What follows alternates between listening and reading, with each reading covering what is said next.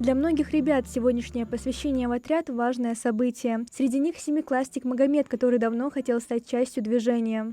Примером для меня стали старшеклассники. Я увидел их, и мне хотелось тоже стать юным другом пограничника и участвовать в разных мероприятиях, там, в тир ходить и так далее. Чтобы стать частью отряда «Юные друзья пограничников», нужно не только желание, но и определенные качества, такие как выносливость, смелость, прилежное поведение и хорошая учеба. Все это есть у Софины, одной из лучших учениц своего класса. Она поделилась, что в будущем мечтает стать кинологом, потому что очень любит животных. Я очень хочу участвовать в разных мероприятиях, конкурсах и в будущем хочу связать свою профессию с военной частью.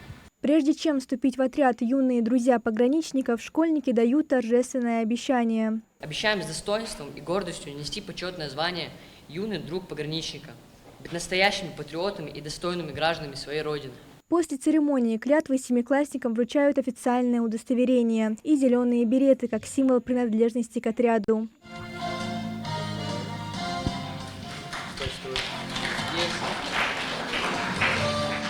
Теперь школьники официально стали частью отряда «Юные друзья пограничников». Впереди их ждут новые знания, участие в патриотических акциях и возможность ближе познакомиться с работой погранслужбы. Это патриотическое воспитание молодежи, которое в дальнейшем готовит детей, уже в дальнейшем взрослых людей к службе на благо нашего Отечества. Движение «Юные друзья пограничников» появилось в 1958 году и с тех пор помогает школьникам ближе познакомиться с работой пограничной службы. Участники отрядов учатся дисциплине, смелости и ответственности. Мария Амбата, Мухаммад Яндиев, Магаз 24.